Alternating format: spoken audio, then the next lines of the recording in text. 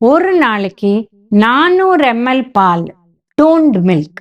இது பால், coffee, tea, தயிர் எல்லாம் சேர்ந்து ஒரு நாளைக்கு. எண்ணெய் 3 டீஸ்பூன், 2 டீஸ்பூன் நல்லெண்ணெய், 1 டீஸ்பூன் நெய், இல்லை 1 டீஸ்பூன் நல்லெண்ணெய், 1 டீஸ்பூன் தேங்காய் எண்ணெய் இல்லை கடலை எண்ணெய், 1 டீஸ்பூன் நெய், இந்த மாதிரி சாப்பிடலாம். ப்ளஸ் வெஜிடபிள்ஸ் 2 கப் மதியம், நைட்டு.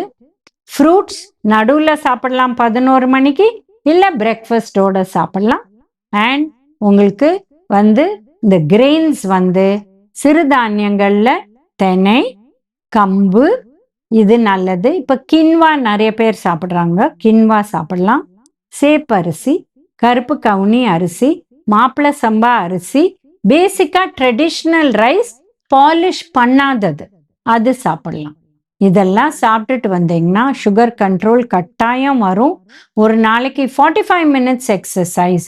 முடிஞ்ச அளவு யாரெல்லாம் ஸ்ட்ரென்த் ட்ரைனிங் பண்ண முடியுமோ, ஒரு 1.5 கிலோ டம்பல் இல்லை 2 கிலோ டம்பல்ல வெயிட்ஸ் ஆரம்பிச்சு இதை வாரத்தில் 2 நாள். அண்ட் ப்ளஸ் டீஸ்ட்ரெஸ்ஸிங் அண்ட் மருந்து, இது எல்லாம் எடுத்தால் டயபெட்டிஸ் கண்ட்ரோல் ஆட்டோமேட்டிக்காக வந்துடும். டயபெட்டிக் டயட்டுங்கிறது ரொம்ப ரொம்ப சிம்பிள் டயட். நார்மல் உணவு, இதை சாப்பிட்டாலே நம்மளுக்கு ஹெல்த் வந்துடும்.